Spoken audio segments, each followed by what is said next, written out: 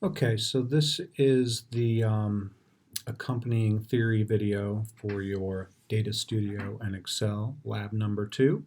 We're going to look at trigonometry and some algebra to give you a little bit of a head start.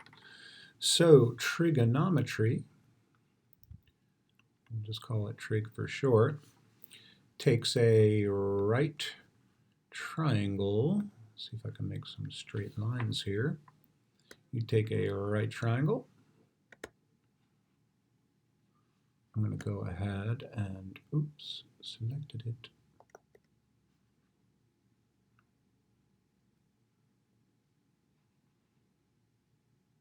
All right, so there is a nice little triangle. I've gone ahead. It's a right triangle because trigonometry is all about right triangles, at least usually. That's why we'll call it right triangle trigonometry. The hypotenuse of my triangle is 12 meters. This side is 6.80 meters. This side is unknown. And we know this one angle of 35 degrees. Now let's remember, sine of any given angle, we'll just call it theta, is defined as the opposite over the adjacent. So let's say this is our angle theta.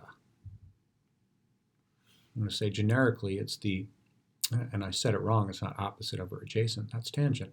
It is the opposite side, or the side opposite your angle, over the hypotenuse.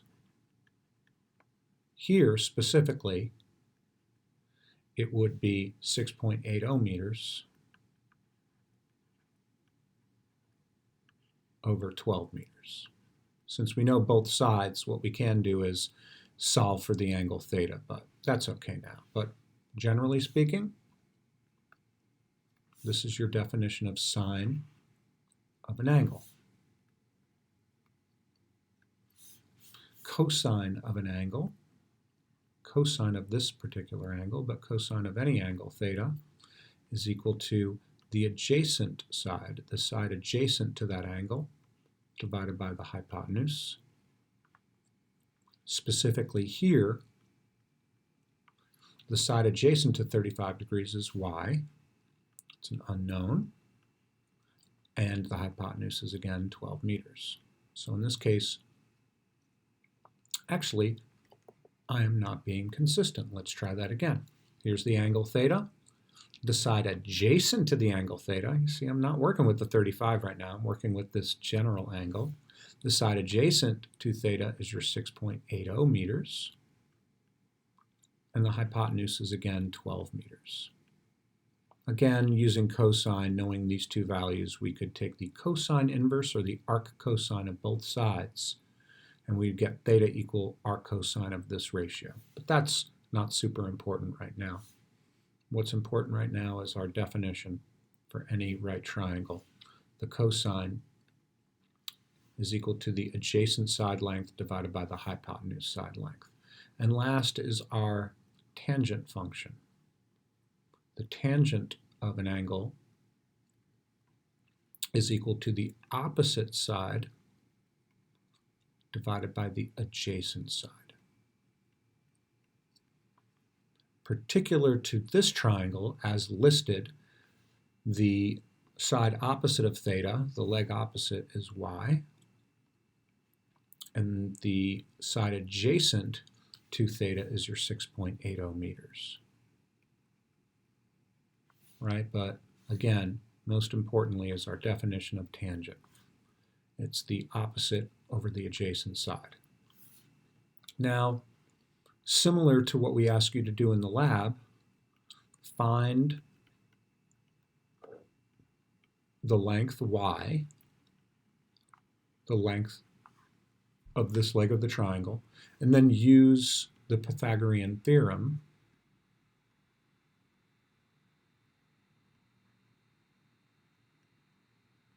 to confirm that you have it right.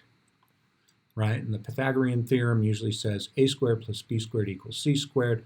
To make it super clear, I'll say the hypotenuse side squared must equal the adjacent side squared plus the opposite side squared. And it depends upon what angle you're considering, what's adjacent or what's opposite, but make sure you're using all three sides of the triangle here. Hypotenuse most assuredly is equal to the sum of the squares of the other legs. So to find the length y, given the information we have, we can sort of see out here how it would work. But now I want to just use this angle and either one of these sides. So let's think of it for a second. Sine of 35 degrees would equal the opposite over the hypotenuse. That is interesting and useful, but it doesn't include the y in there. So I'm going to ignore sine. The cosine of 35 degrees is equal to the adjacent side over the hypotenuse. Awesome, because the adjacent side is the one we want to know, and the hypotenuse we already know. Your calculator can calculate cosine of 35. We know the 12, so we can solve for y, right? So multiply both sides by 12 meters, right? So when I multiply this side by 12 meters, I get 12 meters times cosine of 35 degrees. And on this side, well, I've multiplied top by 12, so the 12 cancels out and I'm left with y. So I can just rewrite this and say y is equal to 12 meters times cosine of 35 degrees. So let's go ahead and calculate that. Make sure your calculator is in degree mode. If you're in radian mode, no matter how well you do, you will never get it right, even if you're doing it correctly. So my calculator is telling me this is 9.829. I'll do it to 2 decimal places, 9.83, and carry the unit of meters, and that is multiplication. So there's meters. Now let's confirm. Basically, if the Pythagorean theorem can confirm for us, we should see that the hypotenuse squared is equal to 12 meters, quantity squared. It's nice to include the units, but it's not that important. 12 squared is 144, and meters squared is meters squared. Doesn't really mean much, except there is a association with an area. The adjacent side squared plus the opposite side squared, and I guess I'm assuming we're looking at the angle theta. The side adjacent to angle theta is 6.80 meter. We'll square that, and the side opposite our angle theta is what we just found, 9.83 meters. So if we calculate out our numbers, I'll do it individually, we have 6.8 squared is 46.24 with the units of meters squared, and 9.83 squared is 96.63, let's call it. And that's meters squared. If we go ahead and add those,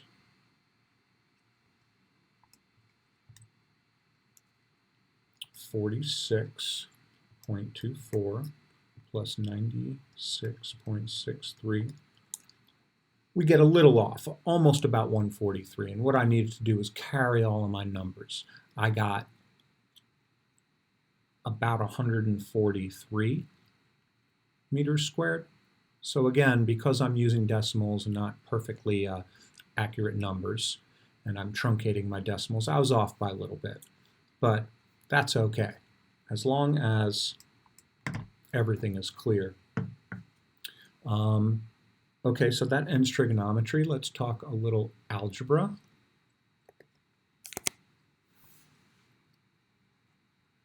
You're going to have to use some algebra in this class, so now is a good time to practice. Yeah, symbolically solve for this general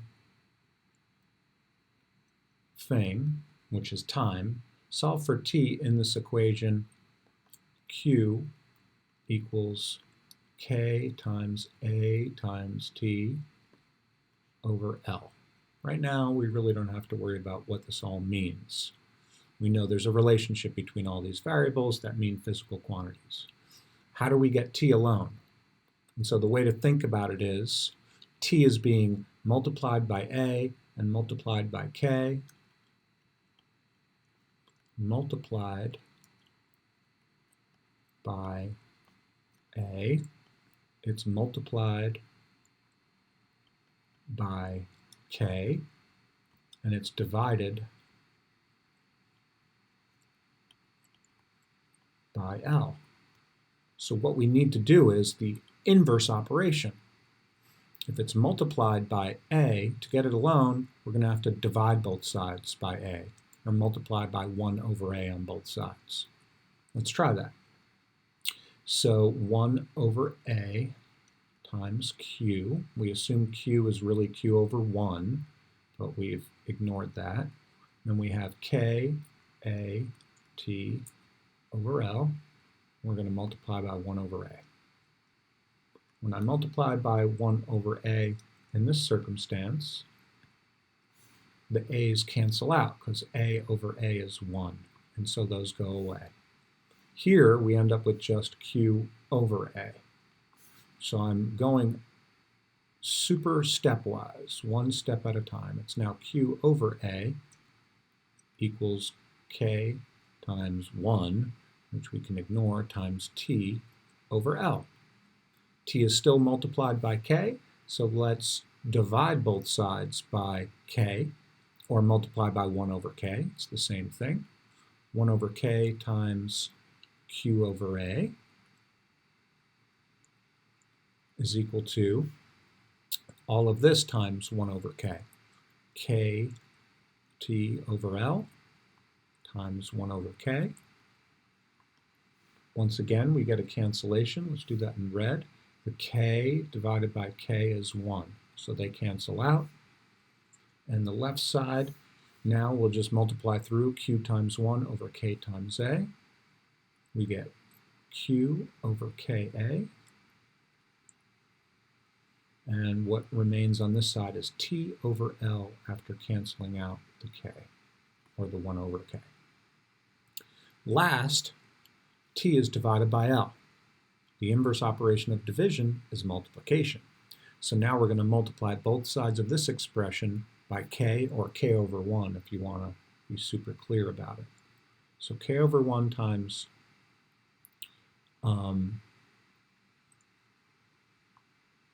oops, I made a mistake. What mistake did I make? I forgot. I pretended this L was an A. It is not. Look at that. We're all making mistakes. Let's try it again. It's Q over Ka is equal to T over L. That's where I made my mistake. So now we'll multiply both sides by L, or L over 1. Q over Ka, right? Because that's where we're at here. And that's equal to T over L times L, or times L over 1. And we get our last cancellation. We'll do it in green. The L and the L cancels here. And what you're left with is, on this side, just bring it all together, L times Q over K times A is equal to T. Well, I made a little mistake there, but I made up for it. Notice how that compares to this. You basically multiplied both sides by L. L goes away and you get a Q times L. And you divided both sides by, and you can do it all at once, K times A. 1 over k times a on both sides gives you a ka on the bottom. And so this would be technically your solution, solving this equation for t. All right, so we did a whole bunch of manipulations, undoing multiplications by a and k, that was on t, and undoing division by L on t as well. So we did the inverse operations. We divided by a, we divided by k, we multiplied by L. And that's probably the most important thing, is to just remember the inverse operations. Okay, let's do some more. How about solve this equation. This is a kinematic equation for velocity as a function of time, given a constant acceleration. This is your initial velocity at t equals 0. This is time. A is your acceleration. V is your speed or your velocity at any time t. So solve that for A. Most important thing first is get the term with A in it alone, right?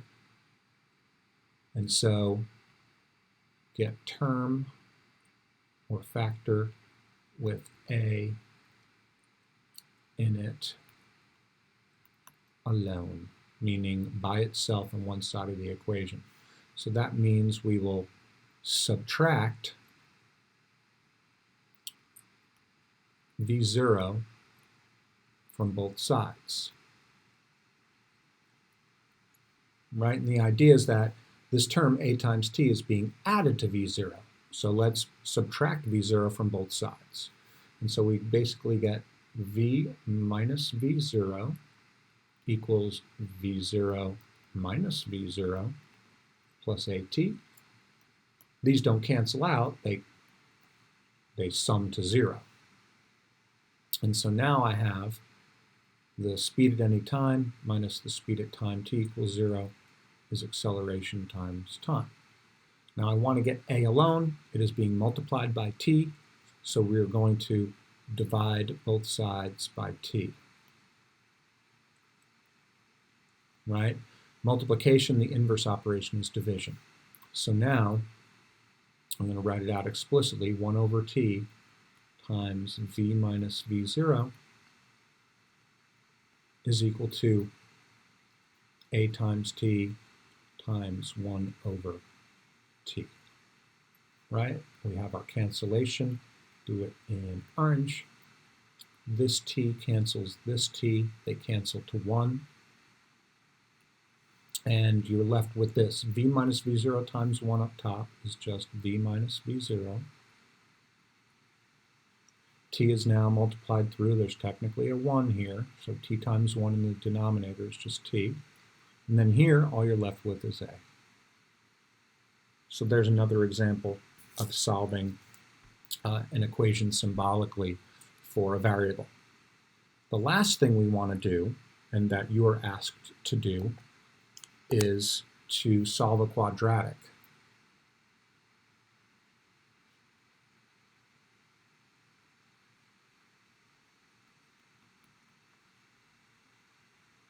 Two ways. One, factoring. Can't always be done, but if you can do it, you're good to go. Or two, use the quadratic formula.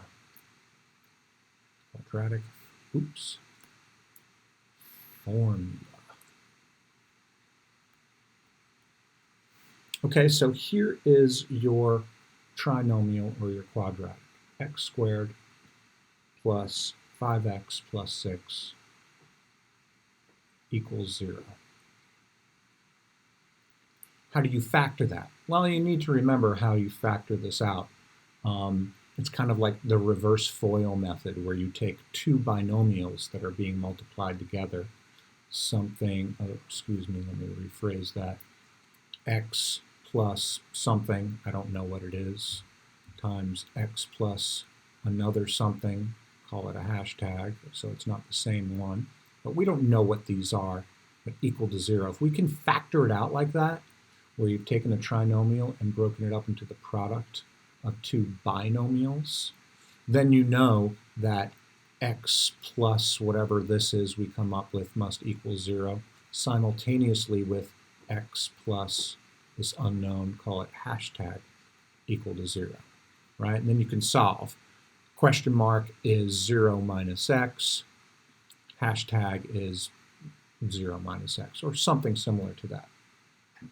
If you spend a little time at it, you should be able to see that you can factor this into x plus 2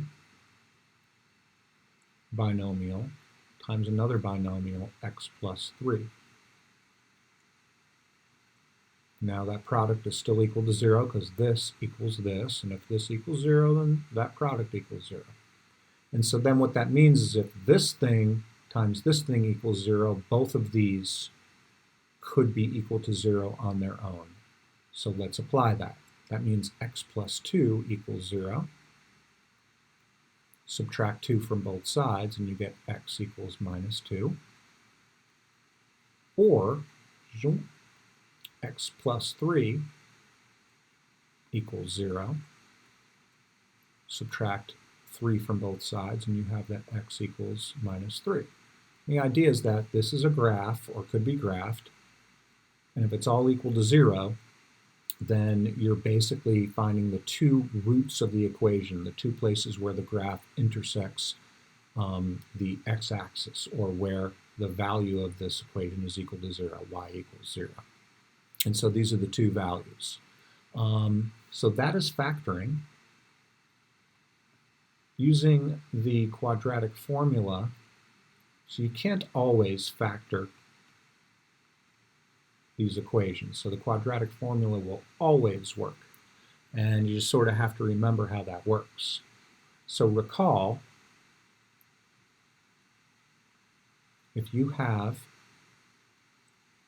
a generic trinomial, ax squared plus bx plus c equals 0, a, b, and c are your coefficients of x squared, x, and, well, x to the 0, or just the constant term. If you get it in this form and you can identify what a, b, and c are, then you know through the quadratic formula that x equals negative b plus or minus the square root of b squared minus 4 times a times c, all divided by 2 times a. And just using this formula can be tough, so let's do it. Quickly, comparing this here, a must equal 1. If there's no number specifically in front of it, then it's 1. b, I hope it's clear, is equal to 5. It's a little ugly, let's try that again. b equals 5. And then c is the constant term equal to 6. So let's input in our quadratic formula. Negative b is negative 5. It's plus or minus this square root. B squared is 5 squared